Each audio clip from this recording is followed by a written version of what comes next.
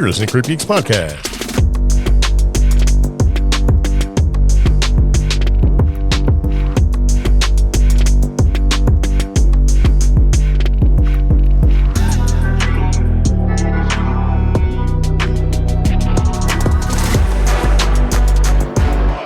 So it begins again. Welcome back to CreepGeeks Podcast. This is Season 9, Episode 339. Ozzy, Anabelle Strikes Again, Area 51, Stupid AI, Lochness Humps, and Jinn Warfare. Yeah. All right, anyway, we've got a lot of stuff to talk about. If this is your first time tuning in to the podcast, I'm Greg. I'm Omi. And we have, like I said, a lot of stuff to talk about. But you can also communicate with us if you'd like. There's a couple different ways you can interact with the podcast. And I guess the one that's least used is the toll-free telephone number. And that phone number is going to be 575-208-4025. It's a Roswell area code because I thought we were clever. Nobody cares. But we do have some Area 51 news to talk about. It's kind of like news adjacent. Yeah. So, all right. If you don't know, we broadcast paranormal stories, weird news, things like that, and our own experiences from deep underground in our bunker in the mountains of western North Carolina. Yes. Yeah. So, anyway, you ready? Okay. All right. So, let's just get a couple things out of the way. It's been hot, and then wet, Yes. and then hot, Yes. and then wet again, and then more hot, and then wet for like the past 2 weeks. Yes. It's like mildew growing on everything. The bugs are aggressive, thinking they can do stuff. They're like, look at me, you know. I mean, I'm this big fat hydrated bug. I'll fly in your face. Bug tried to mug me in the parking lot. Yeah. Bees are like doing what bees do, and wasps, of course, are being a-holes because that's what wasps do.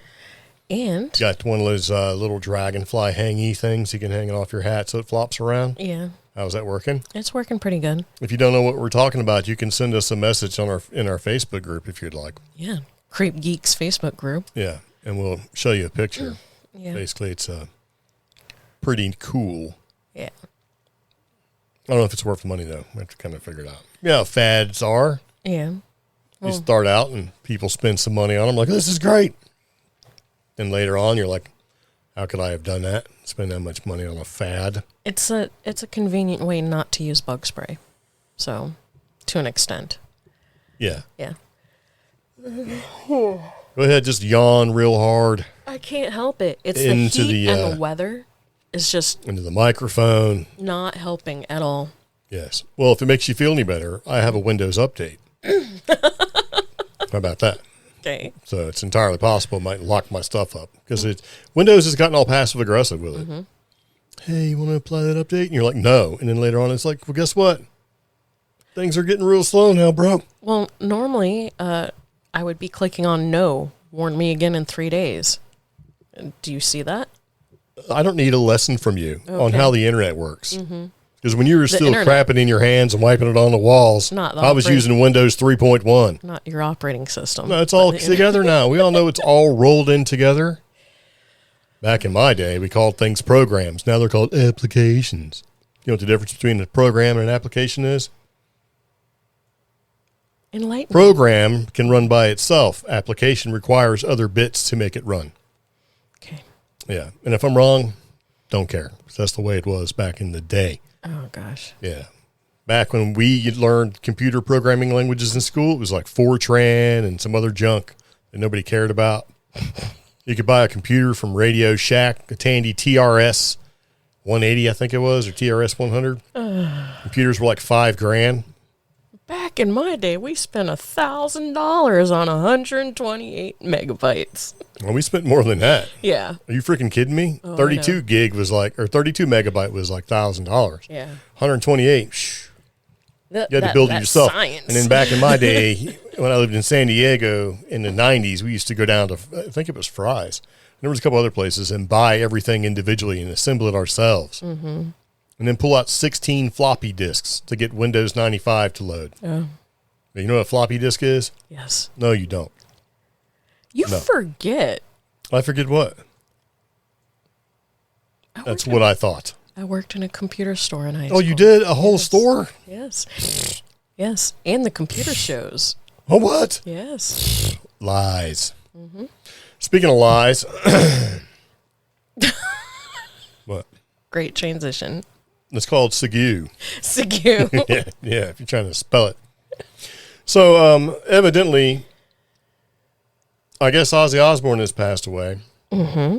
And put this in here because he did a farewell tour. I can't even say it. Farewell. Tour, like show. Yeah. I think it was July 5th. And then there was all these rumors going around that he was going home to die. And then Kelly, his daughter, got out there and said, no, he's not going home to die. He's got Parkinson's. He's going home because he's sick. And here it is, 21st. Yeah. Or I'm sorry, the 22nd. And I guess he's passed away.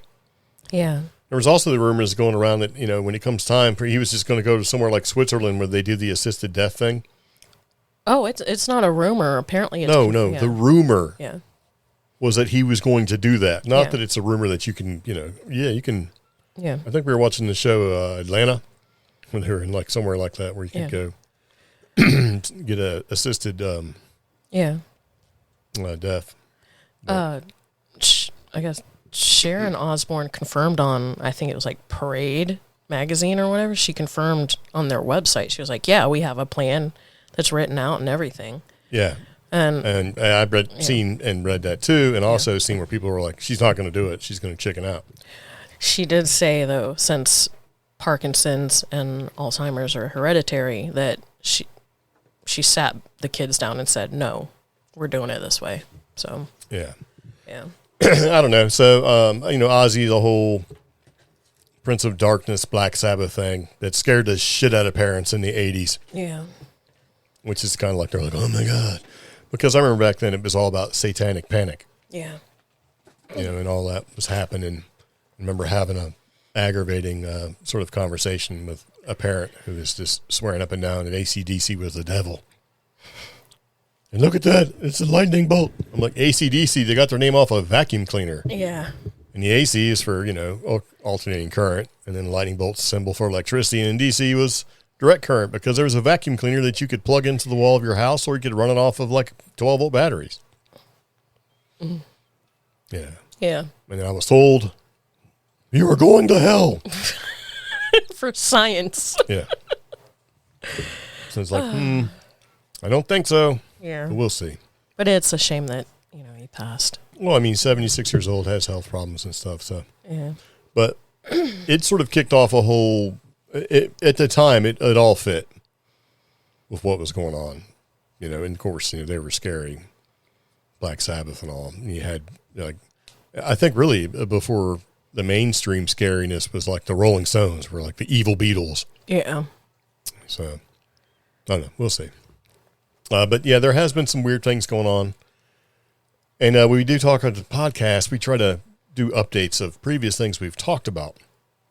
If there are updates, you know? Yeah. And evidently at some point, I think in the last two podcasts, we talked about Anabelle. Yeah. And the doll.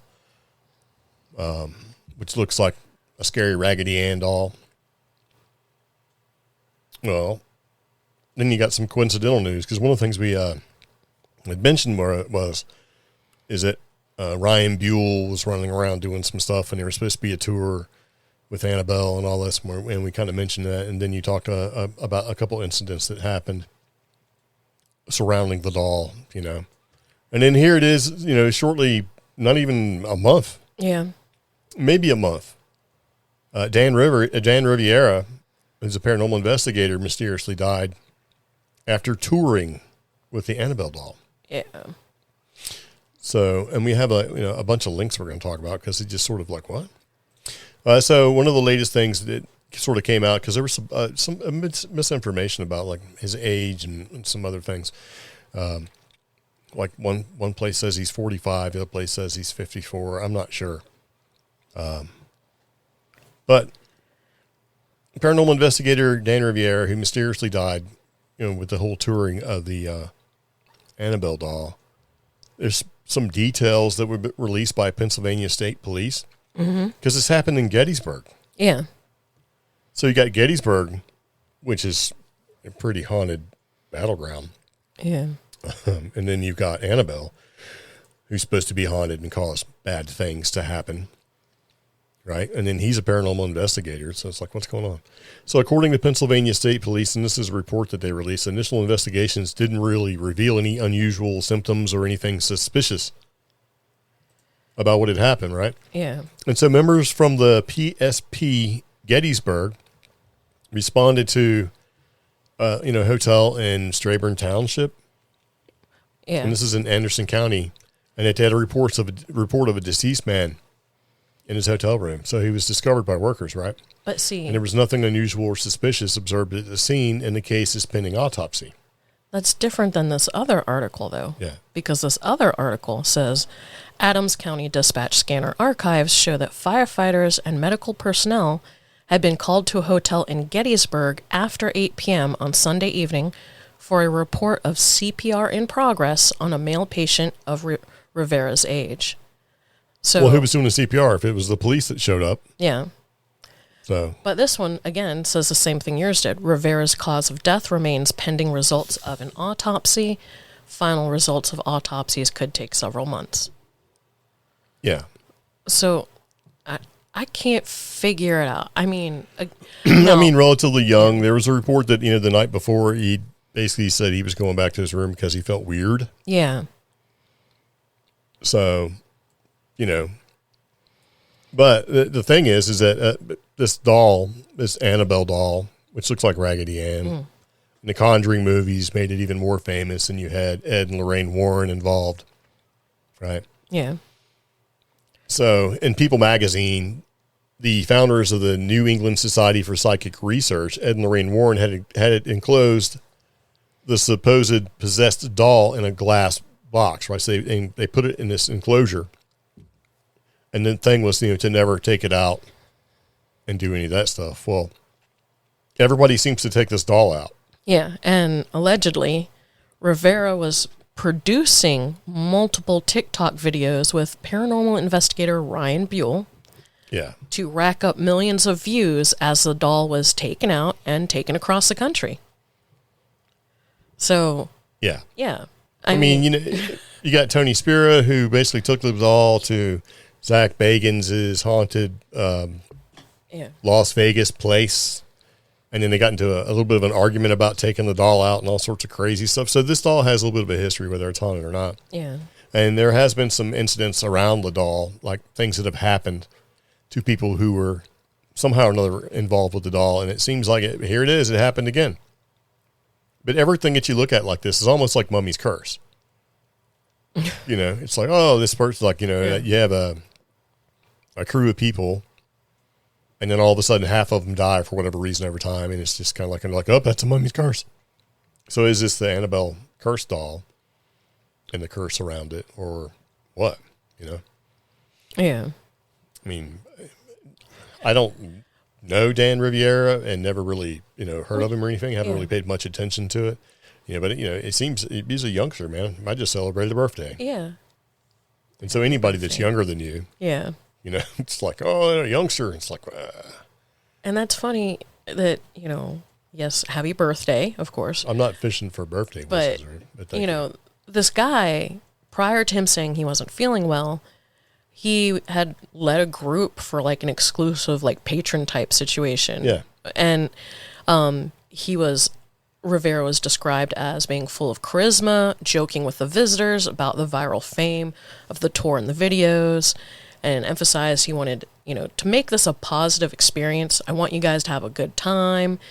And he was mentored by Warren, and he had said that he had taken several steps to protect visitors from the doll by building the case out of 3 crosses and doing the stain with a finish that contained holy water. Yeah. And he was in a good mood, and he was being lighthearted. Like, he made jokes about the recent news, like we didn't burn down that plantation, we didn't free those prisoners, which is some of the viral, like... Right, which is why we things. talked about Yeah. in the last podcast was... Yeah. So it So seems... he seemed like he was fine, and Yeah. just kind of felt a little weird later, and then poof, that's it. Yeah. So it's kind of like, Yeah. So it's unfortunate. So... Yeah. But From what I Now, understand. in a sick way, in a twisted kind of way, if you were a paranormal investigator, Yeah. would you rather just go out in your sleep and people are like, oh, that's sad, or be like, man, Anabelle got him? Because now he's forever connected with this. That's true. And so he's got his own little sort of mythos going on. Because when you talk about, things, right? Yeah. And you go, yeah, paranormal things. Yeah. He's going to be right there.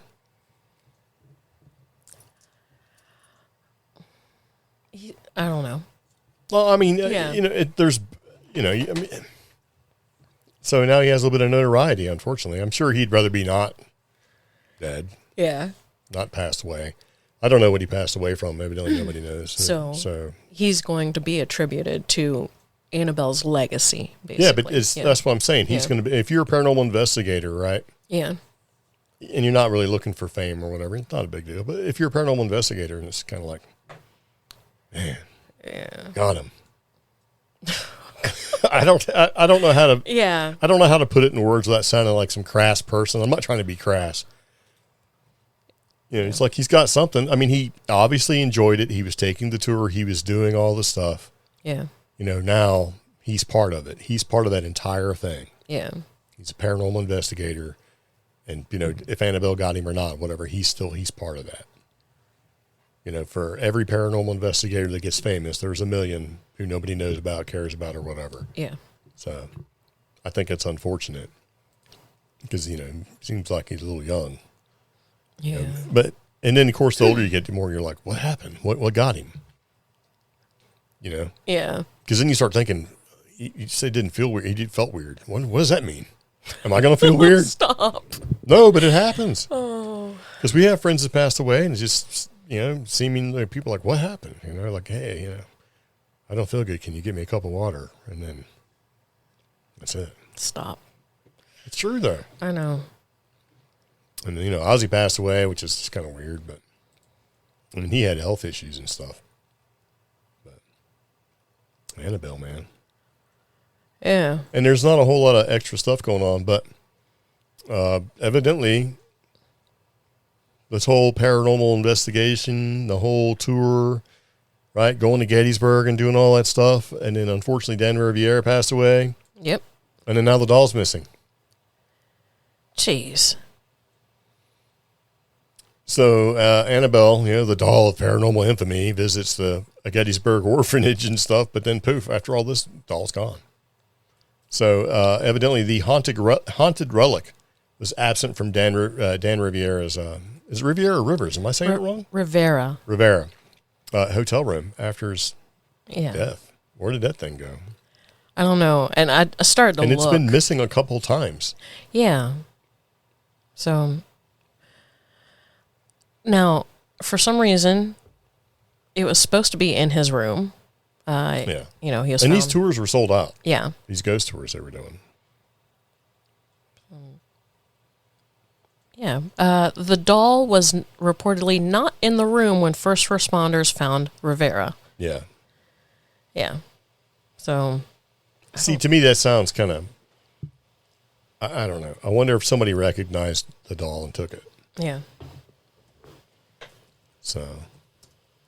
Yeah, so Adams County Coroner Francis Dutra revealed to People magazine, right, that the Anabelle doll was missing from the room when the first responders got there, and the U.S. Army, and he's a U.S. Army veteran too.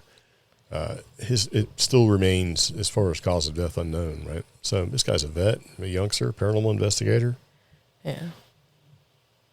This whole Anabelle thing, kind of weird, man. And he was happy. He seemed to be happy and all that. So what did it? It's a morbid curiosity. So, you know what I mean? Yeah.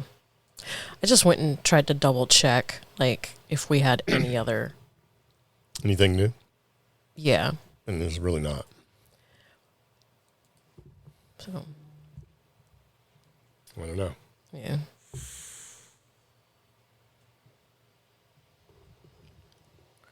Oh, so she went missing Anabelle again went missing, I guess, back between May 25th and May 30th. Yeah. Okay. Yeah. Well, and the New York Post is claiming, yes, she is missing again. So I don't know, man. I don't... But you never... That's a problem with this. The headline, haunted or evil doll or possessed doll goes missing, that headline trends and goes viral for days. Yeah. But you never get the update.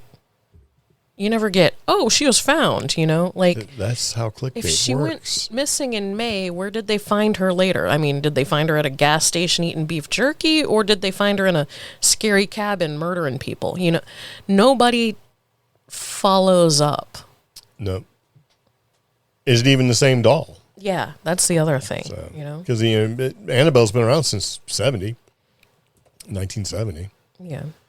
So Annabelle's been linked to a series of paranormal activities in 1970 after it was handed off to a nursing student, Donna. And Ed and Lorraine Warren claim that the haunted doll lifted its arms on its own and followed residents around the apartment and displayed other malicious behaviors as reported by the New York Post. So, 70s was a good time for scary stuff.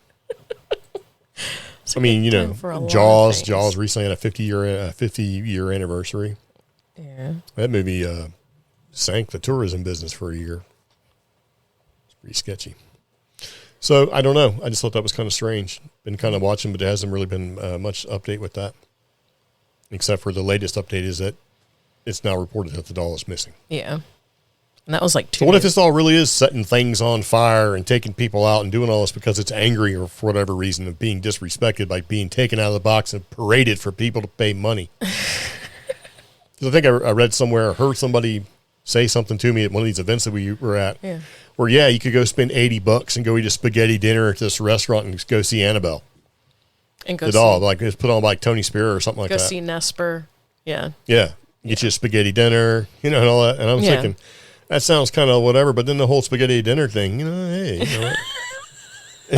I mean, no, think about it. Get some spaghetti and meatballs and sit around this big long table and look at Annabelle, scary stuff. It's kind of nice, right? What if the spaghetti's no good? That would just make it worse for me. Well, that's because we like to eat. We like to enjoy it. Mm-hmm. We're not there for the experience. Like, oh, it's so great how they put like protein foam. I don't want all that. I want to eat something and go, man, that was delicious. I would just be critical of the whole thing. And like with the worth like TripAdvisor review, it'd be like, they wouldn't let me touch the doll with my garlic bread hands. Yeah. Ran out of bread sticks, 2 stars. Yeah, I'm not too, I don't know. Just an absolute You're not going to see me kicking around thing. with my fingers, my pinky fingers pointing up. That's like one time I was somewhere where I was with somebody else and we weren't exactly well-heeled or couth as we could be. And they had a very nice buffet, hors d'oeuvre station sort of set up. And I was eating this and I thought it was ham. And it was on a cracker. And I'm like, this ham, and I was telling one of my friends, I was like, this ham is awful. And the guy was like, that's duck pate. I was like, okay. And so I looked at him again. I was like, dude, this duck pate is awful. So it's just like, okay.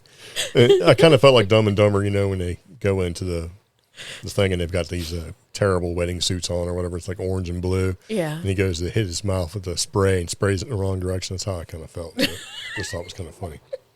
It's like, dude, don't eat the ham. The ham is terrible. It's awful. It's duck pate. Gosh. Don't eat the duck pate. That's awful. Yeah, it was kind of a weird situation. And we sitting there drinking, hanging out, eating these snacks and stuff, looking like we obviously don't belong at this party because we did not. Mm-hmm. And we were guests. And this dude comes over and starts yucking it up with us, right, talking trash. And he was like, you guys are in the Navy, right? And we're like, yeah. And he's like, I'm in the Marines. And so we just yucked it up, talking shit the whole time. And then they're like, and the president of the company, blah, blah, blah, blah. And he's like, oh, I got to go. And he runs up there and does his thing, right? And this guy was in a multi-billion-dollar company yucking it up with us before everyone up to go. And we had no idea who he was. And I think he enjoyed that. So had a lot of military contracts, that dude. It was pretty funny. So, because everybody was looking at us all strange. We're like, not being, it wasn't that kind of event. You're supposed to be on your best behavior. We're back there yucking it up with some dude, some older guy. Yeah. Talking trash. It was fun. Yeah. It was like, oh, man. Like our spouses are going to get fired. Kind of a thing, but did not happen. So anyway, speaking of did not happen, okay. I came across this because I came across it from somewhere else. I don't remember where it was, but it was from public domain. Okay. But I don't remember how I got there because I would like to give whoever it was credit of how I got to that website. I'm not sure. I don't remember. But off publicdomain.org, right, in 1678, yeah, there's a little article that appeared, and it's called The Mowing Devil. Or the earliest known depiction of a crop circle. Yes. Now, the title of the article is The Mowing Devil, or Strange News out of Hertfordshire. But if you look at this, it does look like a crop circle. Yeah, like a devil. Yeah. Making a crop circle. Huh. And then, of course, you have to read it in 1678 language, which is hard, right? Being a true relation of a farmer who, bargaining with a poor mower about cutting down 3.5 acres of oats, and upon the mower's asking too much, so the mower wanted too much, I guess, for the cost, right? Yeah. The farmer swore that the devil should mow it rather than he's, and basically fell to it, right? Yeah. And at that very night, the crop of oats was basically, what do they call that? When Had they lay it hewed down. as if it had all of a flame, but next morning appeared, though neatly mowed by the devil or some infernal spirit, that no mortal man was able to do the like. Yeah. Also, how the said oats lay now in the field, and the owner has not power to fetch them away. So, with the way that the field was mowed and the oats were laid down in the field, the farmer can't actually harvest them because of the way in which everything was laid down. Yeah. Yeah. Which, when you imprint on a crop circle, in some instances, you are unable to harvest that at all because of the directions that all the... Yeah, and it's not cut. Laid It's laid over and bent in such a way that it's not cut. So now how can you cut it? Yeah. Because it's easy to mow it using a scythe or whatever when it's standing straight up, because then you cut it in the base or whatever height you're taking and do it. But when it's laid over completely flat, it's much harder to get that crop. Yeah. So, and the whole thing is that, the farmer wanted it done and the mower wanted too much money because of time and how much effort it was going to take to do 3.5 acres. But yeah, the picture in the article basically shows a crop circle and good old Beelzebub with the scythe just laying it down in a spiral pattern. Yeah. So I think the crop circle sort of craze happened here like in the 80s and 90s and all that, just in this time frame. Yeah. And there's been all sorts of explanations, natural, unnatural, alien, whatever, pranksters doing it. Yeah. But I didn't realize it had gone back even that far when you look at Hertfordshire in 1678. It's August 22nd, 1678. And it was more of a pamphlet because that's why they would print things. Sometimes it was a pamphlet versus like a newspaper, but 5 pages long, and it basically talks about the labor dispute, ending with an unwitting deal with the devil. So the idea is that the mower said he couldn't do it, and then the guy said, well, the devil could do it, and evidently, the devil did. So, and of course, everything had to teach you a lesson back in the days. If you're going to spend that much effort into printing things and writing things out, you might as well be, have a lesson involved. So, yeah. And it's funny because, like, I typed into Google real quick, why don't we see crop circles anymore? And there's actually an article on IFL Science about it. Why don't we hear about crop circles anymore? And it's basically because they're all hoaxes. And since social media is so viral and everybody has a phone, that's why we don't see crop circles. Do you believe that? I don't believe it at all. I half believe it.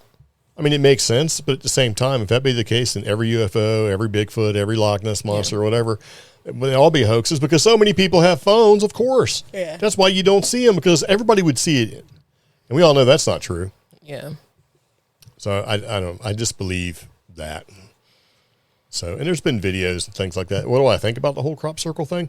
There's one crop circle thing that got my attention where it's supposed to be a message from space. Mm-hmm. Where we had sent a message in space, and it's a little, I think, 2 or 4-bit pictograph thing, that went through the radio waves. If you looked at it, you can get an idea of the anatomy of humans, the DNA makeup, and things like that. And, allegedly a response came back in like a crop circle field. Yeah. So, I do not know. Yeah. So speaking of fire, the other day, Area 51 was at risk of a huge fire. Yeah. So, I don't know if it burned to the ground or not. I don't think so, because I think I would have heard something about it. But there was a huge fire burning around Area 51. Yeah. Plumes of black smoke. Yeah. Next to the secretive Air Force facility of north of Las Vegas. It's the Gothic fire, or the Gothic wildfire. It's been burning through Nevada and specifically BLM public lands for a while. And they were concerned that basically if they didn't get it under control, it would swell to over 35,000 acres. That's a lot. And possibly, Nevada test range and training range were within its limits, and they were worried it would get to Area 51, which is just north of where the burning blaze was. So, yeah. I think that would have really sucked. So. I mean, sucked for who? I don't know, because, the thing about Area 51 is that perimeter and everything around there. There's the mailbox. There's, it's been turned into a shrine, the areas that you can visit without getting in trouble, Yeah. Yeah. And as far as the facility itself, I don't think it was really much worry. I know. There's not a whole lot of stuff around there. I mean, it is burning in the desert, so shrubberies. Yeah. But it'd be kind of weird to see what happened if fire did get close. Like, what would they do? How would the government respond? Would they just fly in the water tankers and just keep dropping stuff on it until it quit?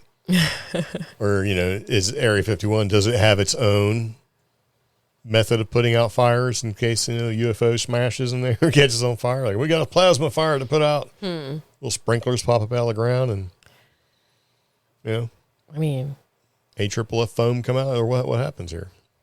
Considering some investigators and researchers think most of Area 51 is actually underground, are they really at risk? I mean, well, of course it's deep underground. So, yeah, deep underground military base. If you're dumb, yeah, good old fires. So, speaking of UFO problems, these are problems that you could have if your town is small and you don't have much going on. Yeah, that would be a problem. There's a UFO-themed water tower is dividing Illinois city officials, right? Yeah. So plans for a UFO-themed rebranding of an Illinois city water tower have been met with resistance from the community's mayor. Really? Yeah. So the curious controversy came to light Monday evening at a meeting in Peru City Council about the peculiar, in other words, they just want to paint this water tower and make it look like UFO. Yeah. Right? It's a clever concept, right? Yeah. And rough draft shows the top of the water tower basically saying Area 51 or looking Area like a UFO. 251. Yeah, Area 251, sorry. Yeah. And having UFO taking up soccer balls. And then the bottom of it's just green, like a green shaft. Like a green beam of light, yeah. Because it's a sports logo. That Area 251 is in recognition of a highway that passes through the city, and it's basically intended to bring interest to travelers. They hope they'll stop by and patronize the city's retail shops and other attractions. And it's including, they want people to come to this planned sporting complex that they're doing. So, yeah. So the concept was thrown into chaos this week when it was revealed that, the city of Peru's mayor, Ken Kowalski, was not a fan of the flying saucer. right? His disinclination was first expressed in text to city alderman, where he said, "We are not doing this." So yeah, we ain't doing this. So yeah. I mean, why? And see, that's the thing. When he was pushed and pressed for an answer, he conceded that I'm just kind of uncomfortable with it. I personally don't like it. And that said, the mayor ultimately argued that the public should have a greater voice in decisions since the flying saucer is going to be up there for 30 to 40 years. It's a water tower. It just takes a can of paint, a couple cans. So there's Maybe 4 cans of paint. There's 2 things here. If you and I were driving down the road and we saw this, like Area 251 or anything similar like that, we would probably pull over. Or at least take a blurry picture at 75 miles an hour and hashtag Area 251. Now, of course we would. Yeah, of course. Everybody would. Why would you not? There's nothing else. What else is in Peru, Illinois? Yeah. And if we pull over and we find out, there's this huge complex that they have sports or concerts or conferences in. Oh, well, cool. Now I know that. Yeah. Oh, we wouldn't care. We'd go buy some tchotchkes or whatever, get a sticker, and then leave. Yeah. At least we'd patron their city, Yeah. Wouldn't you? Stimulate the local economy, buying stickers, stopping for lunch, taking blurry pictures. Getting some gas. Yeah, that makes sense. And I think it's a great idea. I'm hoping that the people want it. Now, because whenever I hear like the mayor just didn't personally like it, that just bugs me. It's like, we're not here for you, bro. You're here for us. Now, I can tell you what probably happened. Somebody probably paid to have like a brand refresh. Oh, there we go. Or let's find out a great way to market Peru City, Illinois. So they hired some city slickers from some third-party place to come and show them how to hire it up a little some bit. Millennials, when actually it's probably they hired some Gen Z who thought it'd be a cute and interesting idea. They came up with a whole branding and marketing plan for this very clever, cute roadside attraction. It reminds me of in Georgia where they took one of these towers and painted it into a peach, and people were just out of their minds. They either loved it or hated it. Yeah. So there was probably, I'm going to tell you, there was probably at least 15 marketing meetings to come up with this little plan. Yeah. There was probably 3 different proposals to come up with this idea. And the mayor probably wasn't paying attention. He probably wasn't involved, and he got waylaid at it at the city council meeting. And like, then what? Once it got voted on and said, hey, let's push this through the final steps, which is in front of the eyes of the representatives of the city or town, and they were blindsided by it. Yes. Because this marketing company did not properly poll the people who were in charge and get an area vibe, what have you. So, well, it sounds like you might have some experience in stuff like this. Oh, really? Yeah. So speaking of local events, here in about a month, you can go to the town of Marion, and there's going to be the Western North Carolina Bigfoot Festival. Mm-hmm. So you should come. I have a link. You can go to a Facebook page and find minimal information. There is now a Facebook event. So we've provided a link to that Facebook event for the WNC Bigfoot Festival. If you go online and do some research, you'll find a couple of places writing about the event and what to expect. A schedule of events is pending, but I believe the most popular event is their Bigfoot Call Contest, which is going to happen, I found out, at 1 p.m. on the day of the festival. You can see a tentative speaker list on the Facebook page with some times posted.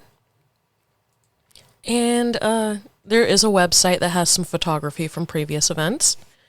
I do know that there are going to be downtown businesses and artists and a couple other people all celebrating Bigfoot.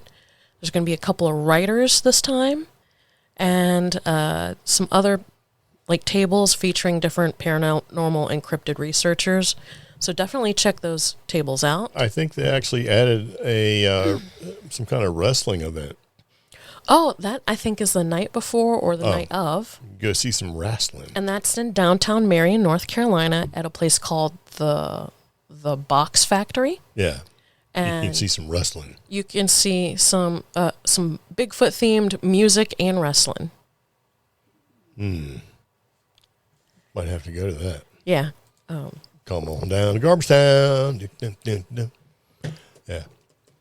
Anyway, it should be fun. It's in August. There's city streets just full of vendors and people out there having a good time. It's all free to get in and do all that jazz. Of course, if you want to buy something, there's always costs involved. But I think it's still the largest in North Carolina.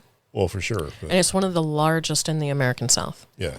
So, it's called the Final Footprint, and that's that evening. So stay for the festival, and then once the festival is done, that evening, the bell to the wrestling event rings at 7 p.m. Doors open at 6. So festival ends at 5 p.m., and then go find something to eat downtown in Marion, and check out wrestling. Yeah. Nice.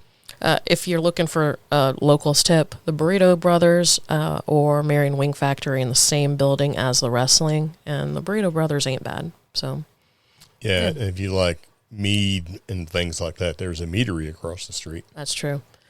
So, is it actually called a meadery? Yep. Yeah. Yeah. So there's things to do. So if you're looking at something, maybe if you don't like Bigfoot necessarily because you think it's just too lowbrow, you can get you some wrestling a little later on if that's more of your inclination. You can also I can't go here. There's Bigfoot stuff. Go see some wrestling, man. You can also go to McDowell Arts Council Association in downtown Marion at 50 South Main Street and pick up some Bigfoot art made by actual artists there you go. in Western North Carolina. Sweet. Yeah, that's my little pitch. So, and if you mention CreepGeeks Podcast, you get to pay whatever price they're asking. Would you stop? What?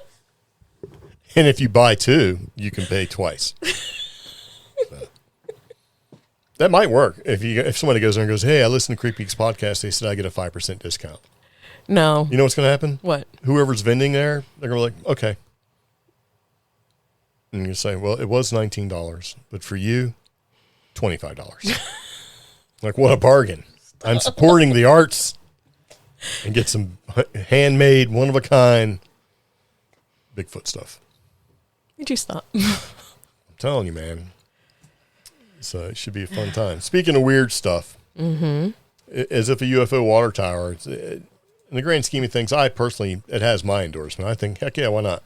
Yeah. As long as they don't paint it some weird colors. If they do like sort of a standard UFO type colors, and if they do something crazy and make it too nutty, then it'll be like, oh, you're really just trying to fool us into coming to buying your stuff. Yeah. So it needs to be classy. It needs to be UFO classy. You know what I mean? Sort of like we're going to just put this here as a thing. Not like we're putting this there as a thing so you come and spend your money. You don't want to be like, make it too crazy. You know what I mean? Don't go overboard with it. So they should do that in Spruce Pine. Yeah. That'd be cool. They got a water tower there? Yeah. That's why I said it. Excellent. Yeah, it's near there, I should say. So. Well, their water tower is visible. Yeah. That'd be kind of cool. So evidently, there's a theory going around that AI may be faking stupidity to take control of us. Like trying to fool us with the old okey doke. What do you think about that? I don't know, because I've been reading other articles that are AI really ruined this, or AI really crapped the bed on this or that, And I find some of those articles to be very genuine. And then other articles, I'm like, did the person utilizing the AI not input what was needed to get the best results?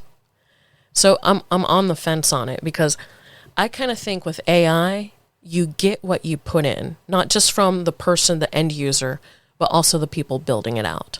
So if you build it out to be deceptive, then it will be deceptive in nature. If you build it out to be to learn from experience, then yes, I think it could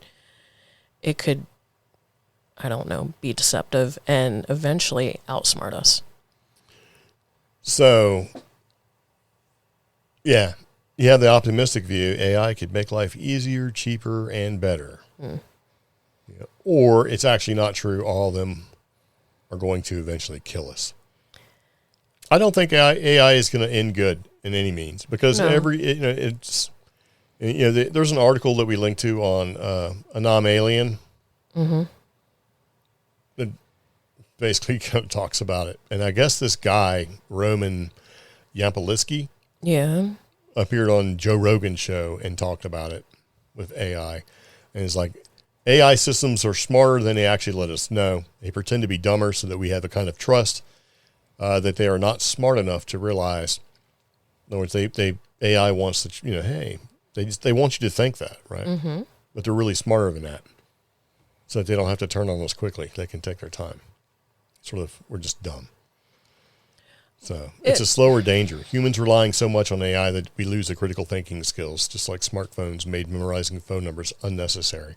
AI could take over the more cognitive tasks until we're basically no longer in control.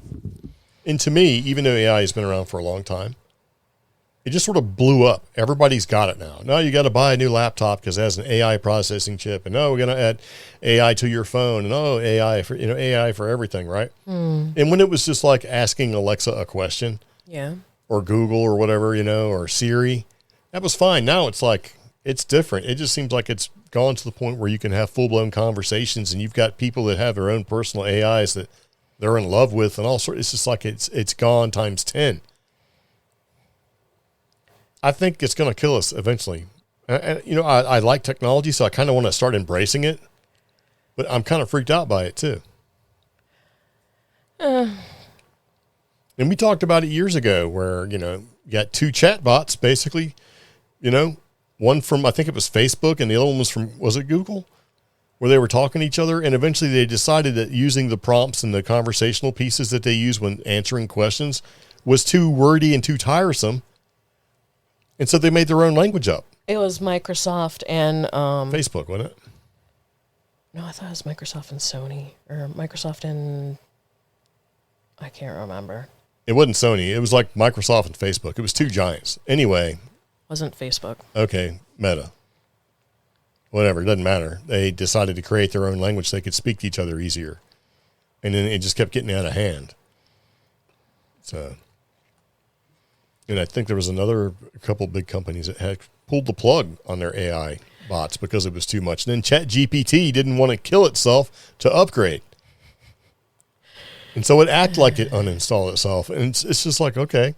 And these are little things that are just slipping out in the news. Like, oh, that's not a big deal. And there's so many people that don't pay attention to this stuff that to the few people that do pay attention to it and are sounding alarm bells, everybody else is like, oh, you're just being dumb or I just don't care at all. That's how they're going to take us. Apathy. Just don't care.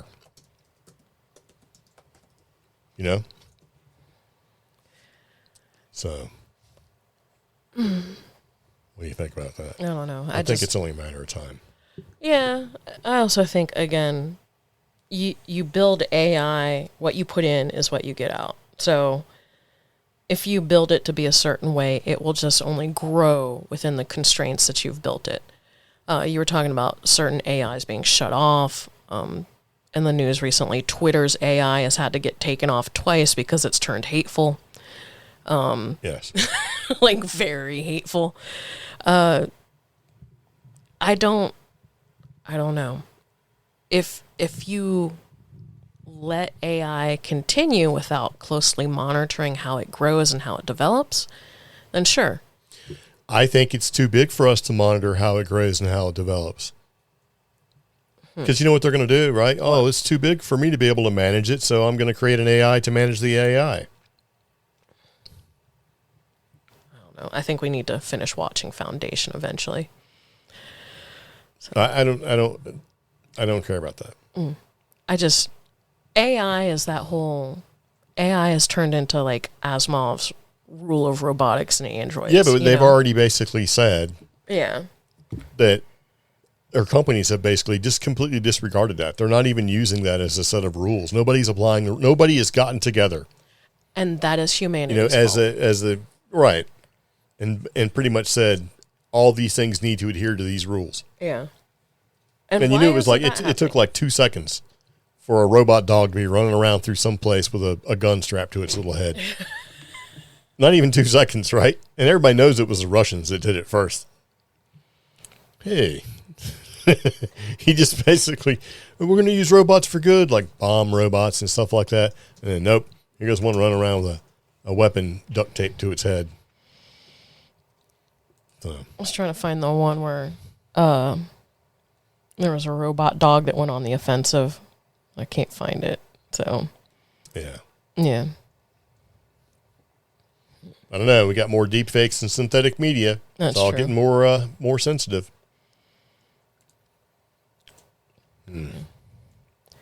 Oh, there it was. China deploys armed robotic dogs in live fire drills near Russia's border. Yeah. Nice. And it stinks because they all look like modified versions of the Boston one. Yeah. So, yeah. The little dog looking Yeah. Anybody could buy. Yeah. So you could buy one and go, hey, can you put a little cradle on its head? And just run around shooting stuff. I mean, real dog is like, an example would be the dog that runs up and grabs the fireworks and runs around with the Roman candle just shooting at everything. So,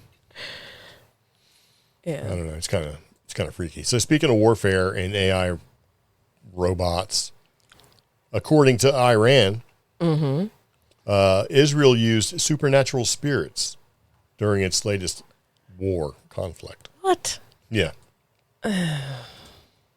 Okay. So Iranian official claims that Israel used the occult and supernatural spirits during the latest 12-day war.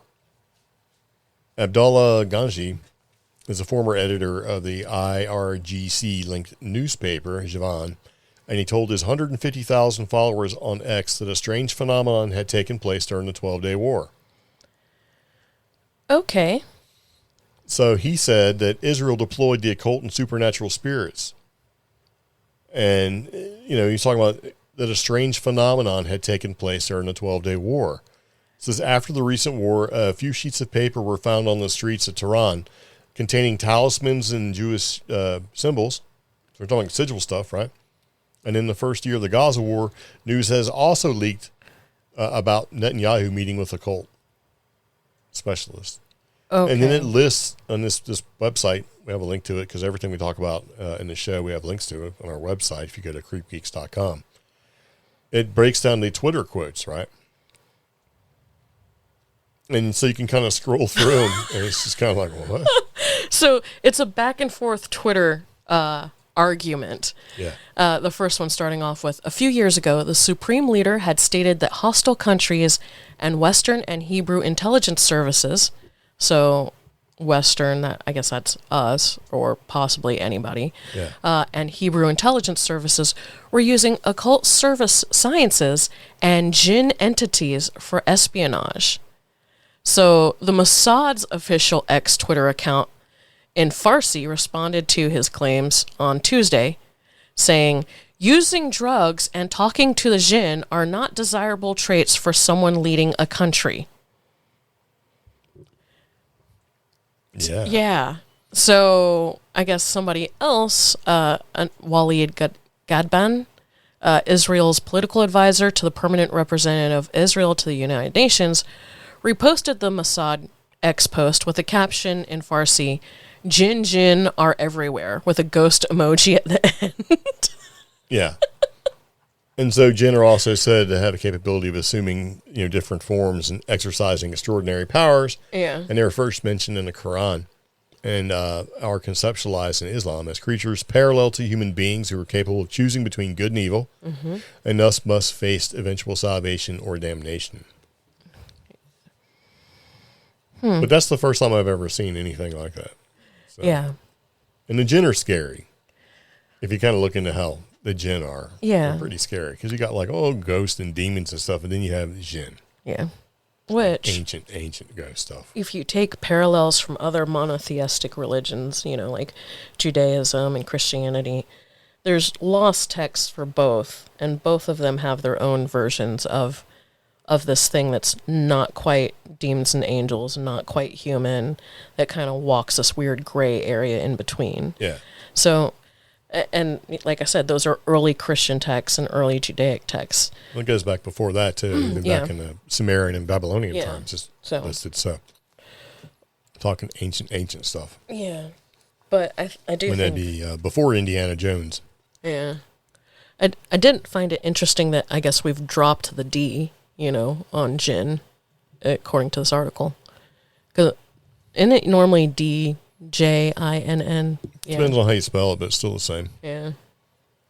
So maybe they're too lazy to put the D and the apostrophe in there. Yeah. So you got Jinn and Jinn. So maybe there's a difference between the two. If you know, let us know. Yeah. In the podcast. You can reach out. Yeah. So, I actually like this next one. Well, I try to put stuff in here for you sometimes. Yeah. And I thought you'd like this because knowing how you think, you made this a meme in your head. Oh, wait, which one are we talking about? Oh, I don't know. I probably skipped like 3 things. Yeah. Well, the one I just added to, okay, so let's do Lochness first and then we do the one that you like. Is that the one that you like? Well, I like both of these. Well, I'm trying to go in order. Uh-huh. Because when I forget stuff, you call me out on it in the middle of the podcast. Instead of just like letting it ride. Mm-hmm. But this is, accountability. well, it's not accountable if nobody knows about it, right? This is something that's been kind of argued about for a minute now. And that people were like, this is almost to me like dinosaurs are really chickens. Yeah. Right? You know what I mean? Like they actually had feathers. People were like, that's dumb. Dinosaurs didn't have feathers. They had feathers. They had pastel colors. Yeah, and all this crazy junk. They wore sandals. Yeah, well, socks. No. But yeah, the fact that dinosaurs are now turning out to be like hues of pink and purple, not just green and brown, and the initial constructions of dinosaurs during the dinosaur wars were so fantastical that we're still undoing a lot of those mistakes. Yeah. I do like the idea that if you've got patches of green and blue and all that stuff, that these dinosaurs, if they really did have feathers, those would be the color of the feathers. So. Oh, yeah. But Loch Ness Monster's famous humps may actually be a myth. I can see this. I can. This sort of takes it to a different level. Yeah. Because now it makes the idea of, eels or a snake-like beast make more sense instead of having the big humps that everybody's seen, or allegedly seen. But see, and that's the thing, only about 1.5% of reported sightings over the past century describe Nessie with humps or hoops. Yeah. And so, and that's a study that was done by Dr. Charles Paxson from the University of St. Andrews, and this is, and the Adrian Shrine of the Loch Ness Center. So they analyzed historical imagery and found that while 25 to 32% of the postcards portrayed Nessie with humps trailing behind its neck, and they're saying that, hey, this design is biologically impossible. Yeah. And swimming, such a swimming method would be highly inefficient, making it unlikely for the creature to appear that way. Huh. So now they're taking something like the Loch Ness Monster, a fantastical idea, and trying to make it fit and explain it in a naturalistic setting. Yeah. And, this kind of reminds me of like when you watch Star Trek and you try to make the technology work. Like, would that be possible for the technology to work? You know what I mean? Yeah. And if science fiction becomes science fact, and this is kind of the same thing, it makes sense that if you say, well, wait a minute, this doesn't make sense if you're trying to make Nessie into a real biological thing because it would be inefficient, whatever. It's almost the same thing when people look at Sasquatch. Yeah. And say, oh, it's like a giant primate or an ape or a lost Australopithecus, whatever it is, like a lost human race or part of an offshoot of human evolution, right? Mm-hmm. And try to put it in a naturalistic, so you could know where, so you could explain how it actually could exist. Like being nomadic and traveling and eating things along the way to get to a warmer climate, all of that sort of thing, to try to give it, so it has migration patterns and stuff, to try to give it a more, realistic thing instead of just saying, oh, when Bigfoot ducks behind a tree, he just goes into a different dimension. Yeah. That sort of thing. So, but the idea is that, there hasn't been enough reported incidents talking or showing or basically letting people think, hey, there's hoops or lumps to this thing. I also think that the early descriptions or illustrations and then the depicted accounts, the written down accounts, the way in which it's described, the interpretation has given it the humps or the lumps because people, depending on where they were positioned on the lock, they saw those humps due to natural water phenomenon, such as tides and wakes and waves and stuff like that. So from some angles, it does look like you have this long serpent-like type thing, and other angles, you just see like one large wake, which would connote possibly like the plesiosaur type shape. Now, if we're going to try to start applying the more recent descriptions to science, then I still lean towards the little wiggly, I don't know. Well, I look at it from a different perspective, more of a sort of a nautical perspective, because they've been seeing Nessie Legend has been around since the Middle Ages. Mm-hmm. If you look at maps and things that are drawn of the world, of oceans, all that, so at least basically, if you look at the cartography involved, whenever they depict like a sea monster or a sea serpent, they all kind of draw it the same way. Yeah. With the hoops sticking out of the water and stuff, so you could see like if it's fins and that kind of thing. And I think that sort of depiction, being commonplace or relatively commonplace, was put out there so that if anybody who's seen it would have an idea of that's what you're talking about. Yeah. And so maybe they kept looking at it. Yeah. And so you go, oh man, that's a sea monster. Even though in secret, pirates probably illustrated it that way to indicate rough seas or something. Well, yeah. Or, I mean, you never know. Yeah. Unless you're back there, but it's been around for a long time. The first modern sighting that we can really sort of looked at it being more of like a whale thrashing around in the lock. Yeah. Versus the whole sea monster thing. So, and the Iverness Courier dubbed it a monster. And that's how it became the Loch Ness Monster. Yeah. Right. And since then, we're talking about over 1,000 sightings. And there's been 3 in 2024 and 2 in 2025. And one of those describes as 2 humps, and another one said it was a big, long, thin creature. Yeah. So it's kind of hard to say. But whether it's a plesiosaur or some kind of aquatic dinosaur, I don't know. It's hard to see how it would actually fit because the water there is so cold. Yeah. So, and I still like the idea that it's some sort of aquatic dinosaur over that. Oh, it's just eels, because they did almost like the touch DNA version of their test that they did a couple years ago. And so it's just eel shit in there. So it must be a giant eel. So, yeah. And so in 2023, the largest search in 50 years yielded mysterious gloops on acoustic equipment until the organizers realized that the device wasn't plugged in. See, just when we think we get something, it's basically trained professionals. I use that with quotes. To wreck it. And that's the problem we have with the whole cryptozoology and parapsychology. You know what I mean? Yeah. So do you want to talk about this with Bigfoot? Do you think you can? I know you're there rubbing your eyeball. Yeah, my eye is having a problem. Yeah. And we only got 2 stories left. It's the allergies. I'm just excited for this, and it's the fact that Bigfoot... Actually, me too. Mm-hmm. I'm part of this Me Too thing. Okay. Always got to be involved. I do. All right. Bigfoot is going to finally be included in the official list of brand new emojis. So, Bigfoot is scheduled to make a grand appearance as an emoji. This elusive cryptid will show up on phone keyboards next year as part of Unicode 17.0's annual update. While officially named Hairy Creature for a global audience, the glyph clearly resembles North America's beloved Bigfoot, shown sauntering along in profile. Designers modeled the image after a specific Sasquatch as seen in the famous Patterson-Gimlin film shot in Northern California in 1967. So, according to the Unicode Consortium's website, new emojis are evaluated based on their popularity and uniqueness and what could be more iconic than this legendary beast.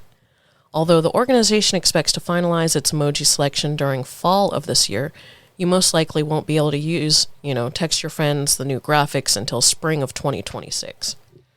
And I just want to know why it took so long. I don't know, because there's all sorts of other dumb crap. I think Yeti has been in there for a minute. I don't have Yeti. Or Abominable Snowman. I just have this weird looking monster face, and that's it when I go to my emojis. So is that weird monster face supposed to be a Japanese demon? I don't know. It could be. Yeah. I don't know. I'm glad it's coming because, it's Bigfoot, man. I know UFO's been in there, like flying saucer. Why not add them all? I think it'd be fun. Little designer pack of cryptid emojis like Lochness Monster, Mothman, Owlman, if you're European, that kind of thing. Yeah, let me look at the monsters.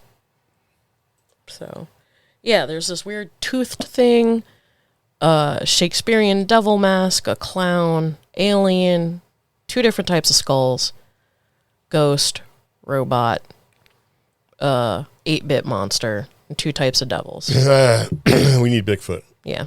So Sasquatch. Okay, so the last story we're going to talk about is something that I thought you would like, that you turned into a meme. So we've talked about this like 5 or 6 times about killer whales just attacking boats and trying to capsize small boats and just being general pests out there. Like, they were, before they would just leave you alone, and now this is kind of like turned into a thing. Yeah. Where the killer whales are exhibiting strange behaviors. Yeah. Right? Like wearing dead fish as hats.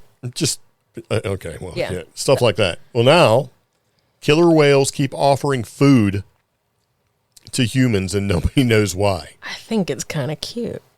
Well, my thought is maybe they're apologizing for a couple bad apples in the pod, right, that are out there trying to attack boats and stuff. And they're like, look, man, these youngsters, these youngins, we're sorry. We don't want any problems. Because, really, if it becomes a fight between humans and killer whales, they're going to lose. Yeah. And maybe they know that, and they're just trying to keep the peace, man. They're just trying to broker the, thousands of years of peace we've had between the aquatic animal, killer whale, mammal, and us. So wild orcas have been documented on multiple occasions making food offerings to humans. Okay. And they're saying, it's not unusual for like a dog, or a cat. Like a cat can offer you a mouse or a bird or something that it's caught because it's feeding you or bringing you a gift, right? But, we don't expect this out of killer whales. So researchers have documented over 30 cases with killer whales offering fish, stingrays, squids to humans that are either on boats, standing on the shore, or swimming in the ocean. Can you imagine just standing on the shore and some killer whale just flings an octopus at you and runs away? I would think it is an attack if it was an octopus. Yeah. So these incidents, while they date back to up to 20 years, have been collated by researchers from Canada, New Zealand, and Mexico. And they're kind of putting all this stuff together to try to get a better understanding of this behavior. Yeah. So in some cases, orcas have attempted to present food more than once. Huh. So after their intended recipient didn't appear to accept the offering, they tried again. Oh. Which, it says orcas often share food with each other. It's a pro-social activity and a way they build relationships with each other. And that's what this guy, Jared Tower, says, right? Maybe he's the lead author of this study that they're doing. Maybe they're finally thinking that we are also apex predators. Maybe they think we're hungry. Yeah. Or maybe they're like, hey, look, let me give you this squid. Sorry about everybody acting out, wilding out, if you will. I don't know. Let me bake you a banana bread because my kid broke your window. Hey, yeah. I'm sorry that, my nephew, Jared, is a real jerk. My nephew, Kyle, keeps punching holes in your drywall. I'm sorry. My nephew, Kyle, sank a billionaire. Yeah. So, the idea is that they also share some of that pro-social behavior like the same way humans do. Mm-hmm. So, and they're basically, maybe they're trying to show their interest in relating to us as well. Yeah. So, and orcas are particularly social animals, so it makes sense that that type of behavior might be part of an effort to build relationships. Well, I think that's cool. I want to be friends with an orca. I think it'd freak me the hell out if a orca popped up out of nowhere and just flung a dead seal at me or something. You got to be pretty. I would take that personally. I wouldn't. Like, man, that orca hated you. A seal is a compliment. I mean, those things are. Well, maybe not. I don't know how long. I don't want somebody throwing it'd be like somebody like a bear running up and throwing a dead deer at you. What did you do to that bear? Is he thinking you're hungry? Is he trying to insult you? I don't know. You would not make a good lady. Who, me? Yeah. I don't want some dead animal being flung at me. That's probably. And what if I grabbed a squirrel and threw it at you, like an old dead squirrel on the side of the road? Well, that's what men did back in the day. They threw dead animals at ladies. Back in the day, would you be to provide like, for them? Oh, he must really like me. He threw a dead, filthy animal at me. Yep. I don't know. So, offering items to humans could simultaneously include opportunities for the killer whales to practice learned cultural behavior. Yeah. So now they're trying to figure out, maybe the killer whales are trying to interact with us, and so they can learn some of our behavioral cues so they can figure out how to do it. Maybe by learning how to do that, they can basically, manipulate or develop relations with us. And so if we look at the advanced cognitive abilities, and social cooperative nature of the species itself, we assume that any or all of these explanations for and the outcomes of such behavior are possible. So we have finally sort of realized that, things like whales and killer whales and dolphins are much smarter than we originally thought. So this is something new in our interaction. But if you look at some of the maybe cultures who are more indigenous, who've had interactions with dolphins, whales, and things like that over generations, they have a relationship like that. Yeah. And it just sort of went away with industrialization and mechanization and stuff. So maybe it's just going back to the old ways. Maybe that's what we're supposed to be doing. I do think it's an olive branch of some sort. I do too. I think maybe it's kind of like, hey man, can't we all just get along, enjoy this dead seal or this, octopus? I don't want to think it's like sinister, like, hey kid, here's some free candy, get in my van. Yeah. Come on in, get closer to the water. Maybe they eat us. Maybe that's what they want. They're fishing for humans. Oh man, you throw, get flung a dead octopus at you and you go, oh, I dropped it. And you reach in to grab it and it's like, gotcha, sucker. And then he grabs you and pulls you in. Yeah. Maybe that's part of what it is. I keep thinking of that octopus that basically lures fish in. Just to throw rocks at them? Just to punch it because it didn't do the job right. It's like, all right, man, I need you to just do this one thing. And the fish is like, okay, I'm a fish. Yeah. And didn't do it. And he got closer to the octopus and he just punched it. And he kept punching the fish because they weren't doing the job correctly. Yeah. I don't know. Who knows, man? The older I get, the less I know about things. So, yeah. Anyway, I think we're going to take a second to wrap up the podcast because we've been doing this for a minute. Yeah. That and our dog. It's like bringing us peace offerings going, hey, I'll let you play with my toy if you let me go outside. Yeah. I got a potty. So guys, thanks for tuning in. If you have any questions or want to share an idea or anything like that, be sure to follow us on social media. We are on all major social media platforms. Join our Facebook group. It's pretty lively. We share ideas, show suggestions, and of course, memes on there. Okay? Yeah. So anyway, do appreciate you taking time to listen to CreepGeeks Podcast. If you have any questions, comments, concerns, let us know. We'd like to hear from you. This has been Season 9, Episode 339. Ozzy, Anabelle Strikes Again, Area 51, Stupid AI, Lochness Humps, and Jinn Warfare. So anyway, see you later. See you in the next podcast. Bye, Sickle. Bye.